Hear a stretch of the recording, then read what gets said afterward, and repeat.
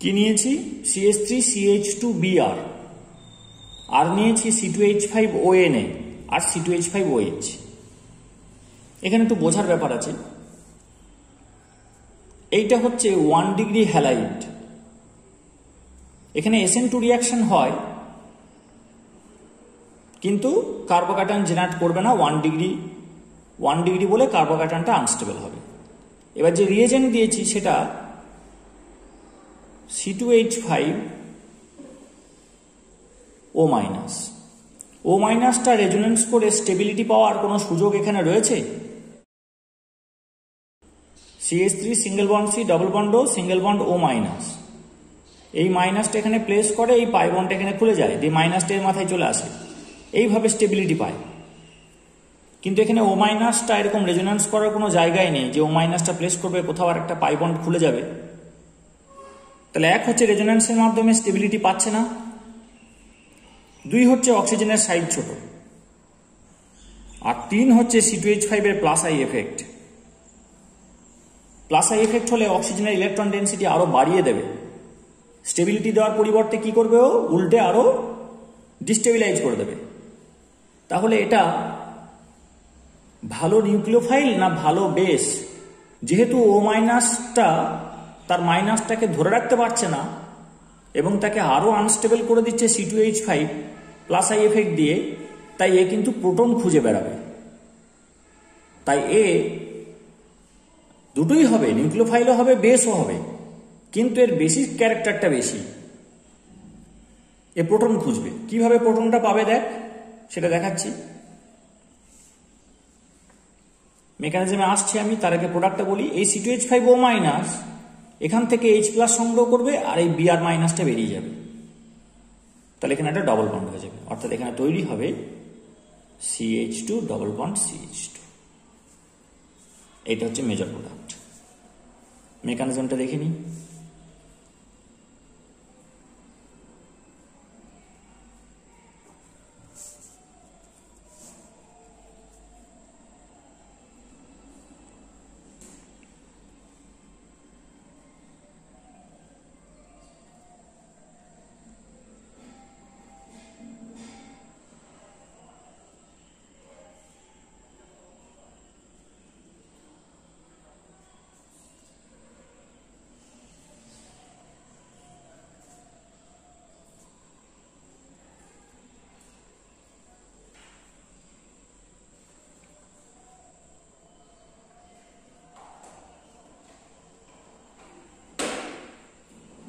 বোঝা গেল? এই C বন্ড Br এর অ্যান্টি বন্ডিংটা এইদিকে আছে, তাহলে এই দিকে এইচটাকে না বের করে ও ওই দিকের এইচটাকে বের করবে। তাহলে C2H5O- এই দিকের এইচটাকে যদি বার করে, তাহলে এই সিগমা বন্ডটা এখানে খুলে এই অ্যান্টি বন্ডিং এ প্লেস করবে, এই Br- বেরিয়ে যাবে। তাহলে কি উৎপন্ন হলো? আমি এখানে ট্রানজিশন স্টেট চাইলে আঁকতে পারি, সেটা কিরকম দেখতে হবে দেখ, আঁকি আমি। ট্রানজিশন স্টেটে দেখাতে হয় তাদেরকে যেখানে বন্ডগুলো তৈরি হচ্ছে আর যেখানে বন্ডগুলো ভাঙছে, যেগুলোর কোনো পরিবর্তন হবে না রিয়াকশনে, তাকে ঘাঁটাতে নেই। তাহলে এখানে দেখ, এটা ডেল মাইনাস করে দেবো। এই বন্ডটা তৈরি হচ্ছে হাইড্রোজেনের সাথে বন্ডটা, ঠিক আছে? এই বন্ডটা ভাঙছে, যেগুলো ভাঙবে আর যেগুলো গড়বে সেগুলো সব ডট ডট ডট। এই বন্ডটার কোনো চেঞ্জ নেই।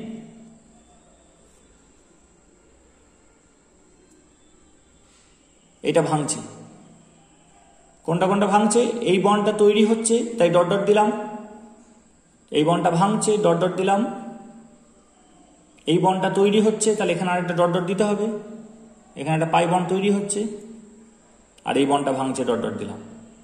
বেরোনোর আগে এটা গোটা মাইনাস, বেরোনোর পরে Br-টা গোটা মাইনাস। তাহলে ট্রানজিশন স্টেটে কি হবে? মাইনাসটা দুটো ভাগে ভাগ হয়ে যাবে। এইটা হচ্ছে ট্রানজিশন স্টেট, একে ক্যাপচার করা যাবে না। প্রোডাক্ট কি হবে? এইটা তৈরি হয়ে গেছে, তাহলে এটা হলো C2H5OH। এইটা ভেঙে গেছে, এইটা তৈরি হয়ে গেছে, এটা ভেঙে গেছে, তাহলে এটা হলো CH2 double bond CH2 plus Br-। এবার এই C2H5O- এর সঙ্গে Na+ ছিল, এই Na প্লাসটা Br মাইনাসের সাথে থাকবে, হবে NaBr। এবার আমার কাজ হচ্ছে মেকানিজমটাকে আইডেন্টিফাই করা। মেকানিজম আইডেন্টিফাই করতে গিয়ে বলেছিলাম যে রিঅ্যাকট্যান্ট আর প্রোডাক্টটাকে কম্পেয়ার করতে হবে, এটা এলিমিনেশন হলো। এইবার তুই দেখ যে এখানে কোনো ইন্টারমিডিয়েট হয়েছে কিনা। এখানে কোনো ইন্টারমিডিয়েট নেই, রিঅ্যাকট্যান্ট, ট্রানজিশন স্টেট, প্রোডাক্ট। আর ট্রানজিশন স্টেটটাই হচ্ছে আনস্টেবল, কারণ আমি যদি ছবি আঁকি তাহলে এরকম হবে। এখানে রিঅ্যাকট্যান্ট, এখানে ট্রানজিশন স্টেট, এখানে প্রোডাক্ট, কোনো ইন্টারমিডিয়েট এখানে তৈরি হয়নি। SN1/E1 এ যেমন কার্বোক্যাটায়ন ইন্টারমিডিয়েট তৈরি হচ্ছিল। তাহলে এইটাই হচ্ছে বেরিয়ার। বেরিয়ারে কজন উঠেছে? C2H5O- আর এটা, ঠিক আছে। তাহলে আমি রেটটাকে কি লিখতে পারি? রেট অফ দ্য রিয়াকশন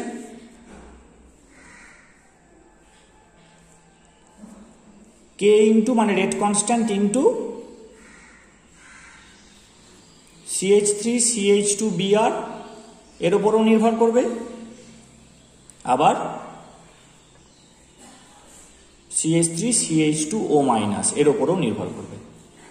এর রেসপেক্টে ফার্স্ট অর্ডার, এর রেসপেক্টে ফার্স্ট অর্ডার, যেহেতু দুজনেই বেরিয়ারে ওঠাতে হেল্প করছে। তাহলে এটা কি মেকানিজমটা? E2 হবে, বোঝা গেল? তাহলে এই রিয়াকশনের ক্ষেত্রে কি হবে? E2 হবে, এবং এলিমিনেশনের প্রোডাক্ট হচ্ছে CH211CH2। এছাড়াও আরেকটা পাবো ওই বিক্রিয়ার ক্ষেত্রেই,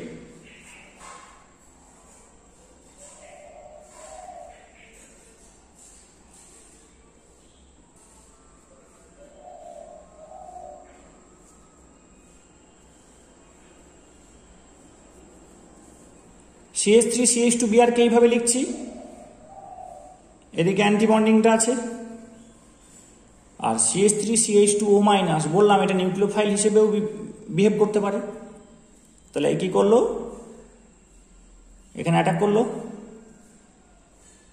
তাহলে খুলে যাবে। তাহলে কি তৈরি হবে? CH3CH2O CH2CH3, CH3CH2O CH2CH3, diethyl ether উৎপন্ন হলো, হয়েছে। এবার এখানে যে Na প্লাসটা থাকবে সেটা Br মাইনাসের সাথে NaBr হবে। এটা এটা নিউক্লিওফাইল হিসেবে কাজ করতে পারবে তো, কারণ লোন পেয়ার আছে, লোন পেয়ার দিয়ে অ্যাটাক করলে এই বন্ডটা খুলে যাবে। তাহলে এটাও কিন্তু প্রোডাক্ট হবে ওর পাশাপাশি।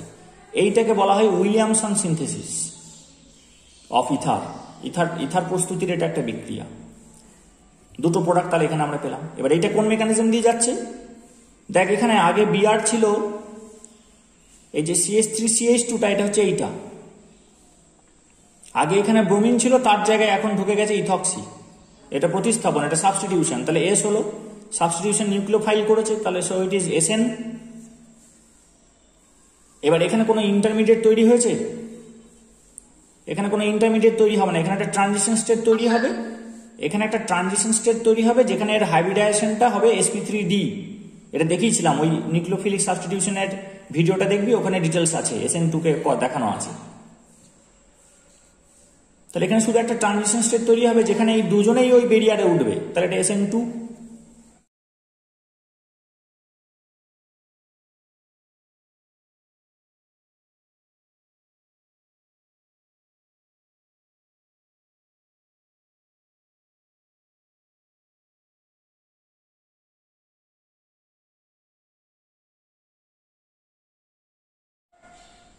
তাহলে এই দুটো প্রোডাক্ট আমরা পাবো। এবার এখানে কয়েকটা জিনিস বোঝার আছে, যে সলভেন্ট নেওয়া হয়েছে CH3CH2OH কে। যেহেতু রিয়েজেন্টটা CH3CH2O- Na+, অর্থাৎ সোডিয়াম ইথক্সাইড, যেখানে এটা হচ্ছে রিয়েজেন্ট, যেখানে CH3CH2O- এর মাইনাসটা রেজোন্যান্স করে স্টেবিলিটি পাওয়ার কোনো ব্যবস্থা নেই,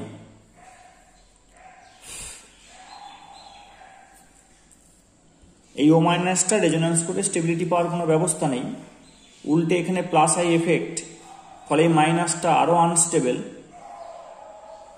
তাই কি হবে, এটা একটা স্ট্রং বেস। তাই আমি যদি জল দিই সলভেন্ট হিসেবে, তাহলে অন্য বিক্রিয়া হয়ে যাবে, এই H+টাকে ধরে নেবে, এটা এর মাথায় খুলে যাবে।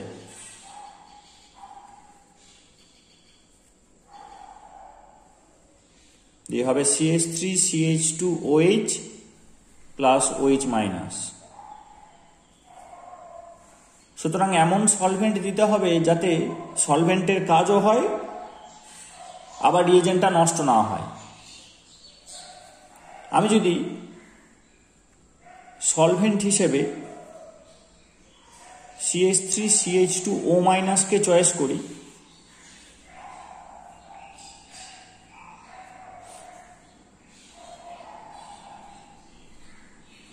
এটা রিয়েজেন্ট, এটা সলভেন্ট, তাহলে এই মাইনাসটা যদি একে টেনেও নেয় H+টাকে,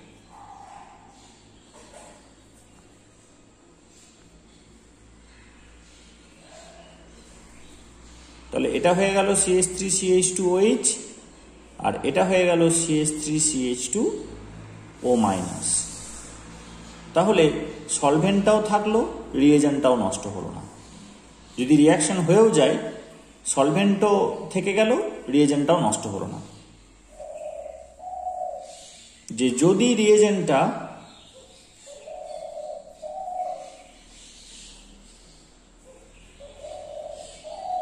এইটা নিই, CH3 বন্ড O- Na+, এটা হবে সোডিয়াম টারসিয়ারি বিউটক্সাইড। স্ট্রাকচার একই রেখে শুধু O- এর জায়গায় OH নিতে হবে, এটাই হবে সলভেন্ট। এটা যদি রিয়েজেন্ট হয় তাহলে এটা হবে সলভেন্ট। তাহলে যদি এই O- এখান থেকে H+ বের করেও নেয়, তাহলে কি হবে, তাহলে আমি রিয়েজেন্টটা আবার ফেরত পেয়ে যাব, অসুবিধা হবে না। সলভেন্টও ফেরত পেয়ে যাব, রিয়েজেন্টও ফেরত পেয়ে যাব। এই জন্যেই এই বিক্রিয়াতে কি দেওয়া হয়েছে, C2H5OH কে সলভেন্ট হিসেবে দেওয়া হয়েছে। প্রোডাক্ট কি পেলাম, একটা পেলাম CH3CH2OCH2CH3 SN2 মেকানিজম, আর একটা পেলাম CH2 এটা E2 মেকানিজম। ক্লিয়ার? এবার বল SN2 তে ম্যাক্সিমাম সংখ্যক বন্ড ভাঙতে হয়েছে না E2 তে ম্যাক্সিমাম সংখ্যক বন্ড ভাঙতে হয়েছে? এই যে O- এখানে অ্যাটাক করলো, H+ কে বার করলো, এই বন্ডটা এখানে এলো, এই বন্ডটা খুললো, এটা হচ্ছে যে এলিমিনেশন। আর O- ডাইরেক্ট অ্যান্টিবন্ডিং এ অ্যাটাক করলো, একে বার করে দিল, সেইটা হচ্ছে সাবস্টিটিউশন। কোনটাতে বেশি সংখ্যক বন্ধনকে ভাঙতে হয়েছে? এলিমিনেশনে বেশি সংখ্যক বন্ধনকে ভাঙতে হয়েছে। এবার বল এটা এক ধাপে হয়েছে না, মানে এলিমিনেশনটা এক ধাপে না মাল্টি স্টেপে, আর এইটা সিঙ্গেল স্টেপে না মাল্টি স্টেপে সাবস্টিটিউশনটা, সেটা বল। বিক্রিয়াটা এক ধাপে সম্পন্ন হয়েছে না একাধিক ধাপে সম্পন্ন হয়েছে? দুটোই এক স্টেপে হয়েছে, দুটোই এক স্টেপে হয়েছে। যদি আলাদা আলাদা স্টেপে হতো, আলাদা আলাদা করে দেখাতাম, এই মাইনাসটা এখানে অ্যাটাক করছে, একই সাথে এটা এখানে চলে আসছে, একই সাথে এটা খুলে যাচ্ছে। সাবস্টিটিউশনটাও একটা ধাপে হচ্ছে, আবার এলিমিনেশনটাও সিঙ্গেল স্টেপে হচ্ছে। আর সিঙ্গেল স্টেপে হচ্ছে বলেই এটা রেট ডিটারমিনিং স্টেপ, এবং এখানে যতজন উপস্থিত আছে দুজনে বেশি তো নেই, এই বিক্রিয়াতে দুজনে বেশি নেই, তাই অর্ডার 2 এর বেশি হতে পারে না। এবং অর্ডার 2 এসছে মানে কি, এটা মাল্টি স্টেপে হয়নি, মলিকুলারিটি ইকুয়াল টু অর্ডার হয়েছে। যতজন উপস্থিত আছে ততজনেরই ভূমিকা রয়েছে বিক্রিয়াতে। বায়োমলিকুলার আসছে, তার মানে কি সিঙ্গেল স্টেপে হয়েছে বিক্রিয়াগুলো। এটাও সিঙ্গেল স্টেপ, এটাও সিঙ্গেল স্টেপ। একটা বেরিয়ারে এখানে কটা বন্ড ভাঙতে হয়েছে? শুধু একটা, সাবস্টিটিউশনের ক্ষেত্রে। আর এলিমিনেশনের ক্ষেত্রে কটা বন্ড ভাঙতে হয়েছে? এইটা একটা ভাঙতে হয়েছে, এটা একটা ভাঙতে হয়েছে, দুটো বন্ড ভাঙতে হয়েছে। এলিমিনেশনের ক্ষেত্রে দুটো বন্ড ভাঙতে হয়েছে, সাবস্টিটিউশনের ক্ষেত্রে একটা বন্ড ভাঙতে হয়েছে। তাহলে অ্যাক্টিভেশন এনার্জি কোথায় বেশি হবে? এই বন্ডটা তো দুটোতেই ভাঙতে হয়েছে, অ্যাডিশনে ইন অ্যাডিশন টু দ্যাট এলিমিনেশনে এখানে আরেকটা বন্ড ভাঙতে হয়েছে। সাবস্টিটিউশনের ক্ষেত্রে এই বন্ডটা তো ভাঙতে হয়েছেই, এলিমিনেশনে এটা ছাড়াও আরো একটা বন্ড ভাঙতে হয়েছে। তাহলে কোনটার বেরিয়ার বেশি? এলিমিনেশনের বেরিয়ারটা বেশি, তাহলে রেট কার স্লো? এলিমিনেশনের রেট স্লো। তাহলে একটা নির্দিষ্ট সময়ের মধ্যে আমি এটা কম পাবো, এটা বেশি পাবো, এবং দেখা যায় এটা হচ্ছে 90%, এটা 10%। যতজন বিক্রিয়া করছে সেটাকে যদি 100% ধরা হয়, এটা 90% হবে, এটা 10% হবে। কথা বোঝা গেল? 100টার মধ্যে 100টা বিক্রিয়া করে না, কিন্তু যতজন বিক্রিয়া করছে তাকে যদি 100 ধরি, তাহলে SN2 হবে 90%, এটা হবে 10%।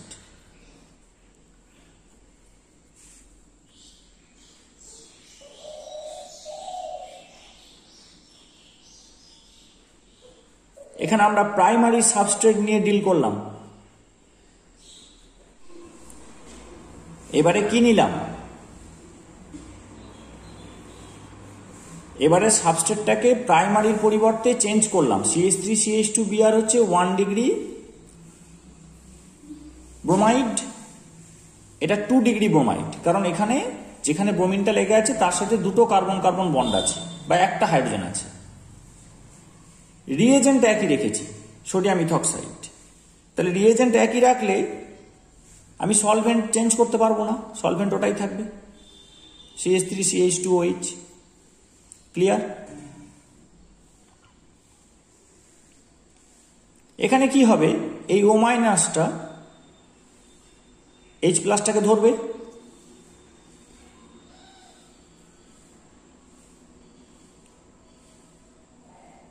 এটা এখানে এলো আর এটা খুলে গেল। এটা কি মেকানিজম?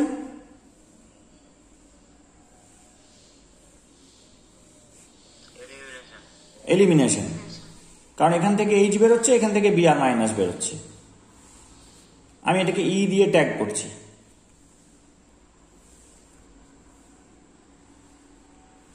আরেকটা হতে পারে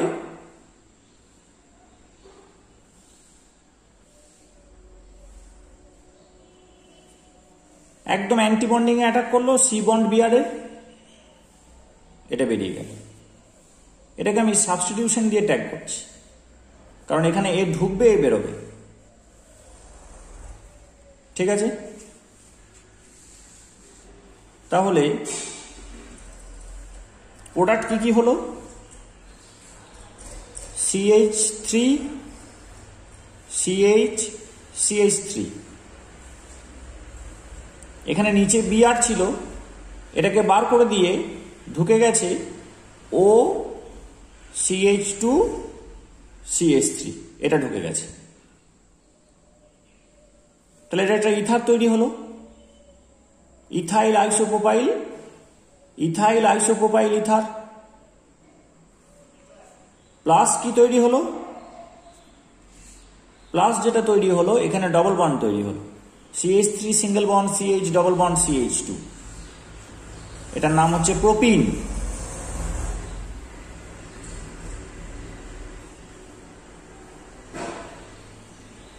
CH3 single bond CH, double bond CH2, propene উৎপন্ন হলো। এখানে দেখ, এটাও এক ধাপে হয়েছে, এটাও এক ধাপে হয়েছে। তাহলে এটা হচ্ছে যে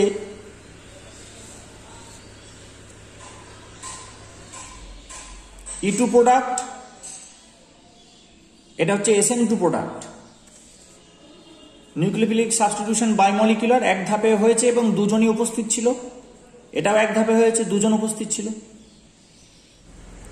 এখানে একটা CH3 ছিল, দুটো হাইড্রোজেন, ফলে অ্যাটাক করতে অসুবিধা হয়নি। কিন্তু এখানে দুটো CH3 আছে, ফলে এখানে কিন্তু রিপালশনটা স্ট্রঙ্গার রিপালশন। স্টেরিক হিন্ড্রেন্সটা এখানে কিন্তু ডমিনেটিং। স্টেরিক হিন্ড্রেন্সটা যদি ডমিনেটিং হয়, তাহলে কি হবে? SN2 প্রোডাক্টের রেট কিন্তু কমে যাবে। তাহলে আমি যদি ধরি যে 100টা বিক্রিয়া হয়েছে, তাহলে SN2 প্রোডাক্ট কত হবে? এখানে হয়ে যাবে 21%, এটা বেড়ে হয়ে যাবে 79%। সবগুলো বিক্রিয়া করে না, যতগুলো বিক্রিয়া করে আমি যদি 100 ধরে নিই তাহলে সাবস্টিটিউশনটা হবে 21% আর এলিমিনেশন হবে 79%। আগেরটা কিন্তু উল্টো ছিল, আগেরটাতে সাবস্টিটিউশন ছিল 90%, এলিমিনেশন ছিল 10%। কেন না? এর ক্ষেত্রে বেরিয়ারটা বড়, আর এখানে স্টেরিক রিপালশন কিন্তু খুব মারাত্মক নয় এখানে। আর এটাতে কি হলো? স্টেরিক রিপালশনটা কিন্তু ডমিনেটিং হয়ে যাচ্ছে। ঠিক আছে, স্টেরিক রিপালশনটা ডমিনেটিং ফ্যাক্টর হয়ে যাচ্ছে compare to the activation energy barrier. এমন নয় যে এখানে অ্যাক্টিভেশন এনার্জি কমে গেছে, এলিমিনেশনে সেই এক্সট্রা বন্ড ভাঙতে হচ্ছে, সাবস্টিটিউশনেও সি বন্ড বিআরকে ব্রেক করতে হচ্ছে, এলিমিনেশনেও সি বন্ড বিআরকে ব্রেক করতে হচ্ছে, কিন্তু সাবস্টিটিউশনে আর কোনো বন্ডকে ভাঙতে হচ্ছে না, কিন্তু এই বন্ডটাকে এক্সট্রা ভাঙতে হচ্ছে এলিমিনেশনে। তাহলে বেরিয়ারটা কিন্তু এখানেও বেশি এর, তবুও ইল্ড বেশি, তার কারণ এই স্টেরিক রিপালশন। এরপর আমরা সেকেন্ডারি সাবস্ট্রেটের পরিবর্তে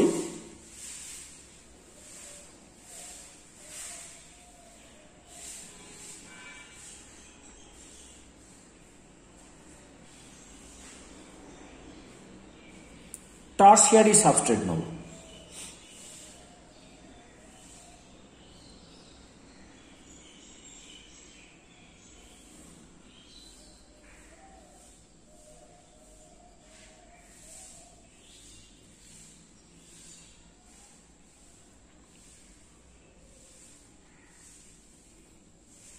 টারশিয়ারি অর্থাৎ যেখানে কার্বনের সাথে ব্রোমিনটা লেগে আছে, সেই কার্বনের 3টে কার্বন কার্বন বন্ড আছে বা একটাও হাইড্রোজেন নেই, আর একটা CH3 কে এরকম ভাবে কায়দা করে ভেঙে লিখেছি। এখানে আমি 3 ডাইমেনশনালটা দেখাইনি, যদি 3 ডাইমেনশনাল দেখাতাম তাহলে ভালো হতো অবশ্যই। সেটা কিরকম হতো? এখানে একটা CH3 হতো, এখানে একটা CH3 হতো, এখানে একটা CH3 হতো, অ্যান্টিবন্ডিংটা এখানটায় থাকতো। তাহলে এখানে কিন্তু SN2 রিয়াকশনটা টোটালি বন্ধ। প্রথমটাতে SN2টা হলো 90%, তারপর স্টেরিক হিন্ড্রেন্সটা বেড়ে গেল ব্যাক সাইডে দুটো CH3 থাকার জন্য, তার জন্য SN2 কমে 21% হলো। এখানে SN2 নীল হয়ে গেল। No attack will be entertained from back side, back সাইডে কোনো অ্যাটাক হবে না। কিন্তু অতিরিক্ত সংখ্যায় আলফা হাইড্রোজেন রয়েছে, তাহলে মাইনাসটা এই H কে ধরবে, এইটা এখানে চলে আসবে, এইটা খুলে যাবে। তাহলে এটা কি হলো? এটা হচ্ছে E2। এই মেকানিজমে কোনো ট্রাভেল নেই, কারণ আমি যদি এখানে একটা হাইড্রোজেন, এটা যদি CH2 লিখি, এটা যদি H করি, তাহলে এই মাইনাসটা C2H5O মাইনাস CH3CH2O মাইনাস এই Hটাকে ধরবে, এই যে বন্ডটা এটা খুলে যাবে, দিয়ে এখানে এটা আসলে এই দিকে আঁকাটা উচিত হয়নি, এটা এই দিকে আঁকতে হতো, ওইদিকে থাকবে CH2 3টে হাইড্রোজেন, একটা এই দিকে থাকবে, একটা এই দিকে থাকবে, একটা ওপরের দিকে থাকবে। ওপরেরটাকে ধরবে, ধরলে এই বন্ডটা এখানে প্লেস করে দেবে, অ্যান্টিবন্ডিং এর ভিতরে ভিতরে প্লেস করে দিতে পারবে, কোনো অসুবিধা নেই, তখন এটা বেরিয়ে যাবে। তাহলে E2টা কিন্তু হবে, ভালো রকম হবে। তাহলে এটা এলিমিনেশন।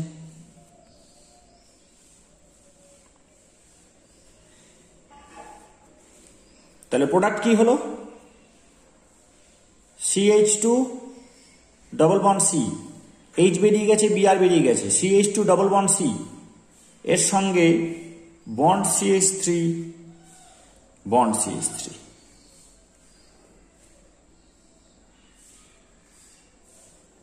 2-মিথাইল প্রোপিন, এটা উৎপন্ন হলো। কিন্তু এটা উৎপন্ন হয় 91%। তাহলে বাকি 9% কি হলো সেটা দেখি।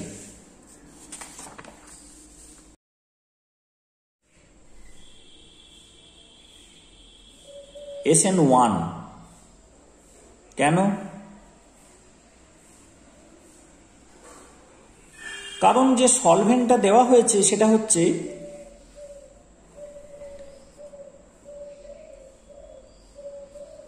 পোলার প্রোটিক সলভেন্ট।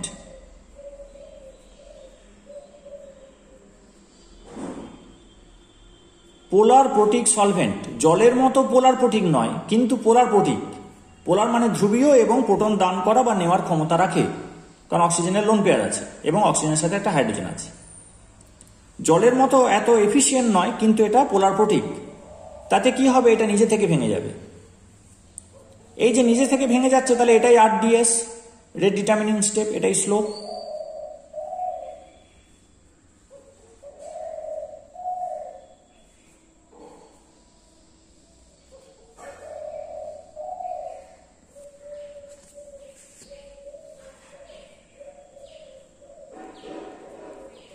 নিজে থেকে ভেঙে কি তৈরি করলো? একটা 3 ডিগ্রি কার্বোক্যাটায়ন তৈরি করলো। এটা তো স্টেবল ইন্টারমিডিয়েট।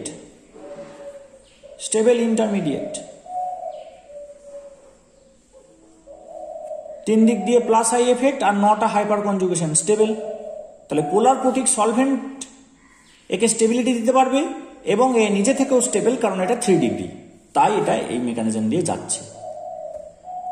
এবার কি হবে? এর পরের স্টেপ, এটা স্টেপ 1। স্টেপ 2 কি হবে?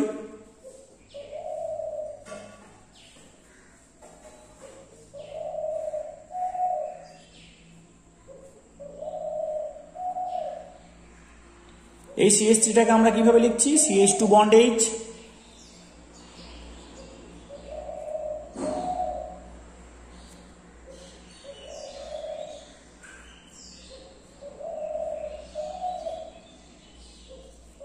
তাহলে C2H5O মাইনাস এই আলফা হাইড্রোজেনটাকে এক্সট্রাক্ট করলো, সিগমা বন্ডটা পাই বন্ড হয়ে গেল। তাহলে হলো CH3 bond C bond CH3, ঠিক আছে, ডবল বন্ড CH2। তাহলে কি ছিল? এখানে একটা Br ছিল, এখানে একটা H ছিল। Br এর Hটা বেরিয়ে গেছে, তাহলে এটা এলিমিনেশন প্রোডাক্ট। তাহলে এটা E1 হবে কিছুটা। এটা ফার্স্ট স্টেপ, অর্থাৎ বেরিয়ারটা ছোট, আর এটা RDS, এটা স্লো স্টেপ, তাহলে বেরিয়ারটা বড়। এটা E2 মেকানিজম দিয়ে যাচ্ছে, তাহলে কিছুটা E1 হয়। এই E1 E2 মিলিয়ে 91%। E1 মেকানিজমটা এখানে দেখানো হলো। এবার স্টেপ 2 এর একটা প্যারালাল রিয়াকশন হবে, সেটা হচ্ছে যে স্টেপ 1 এ যে কার্বোক্যাটায়নটা তৈরি হলো,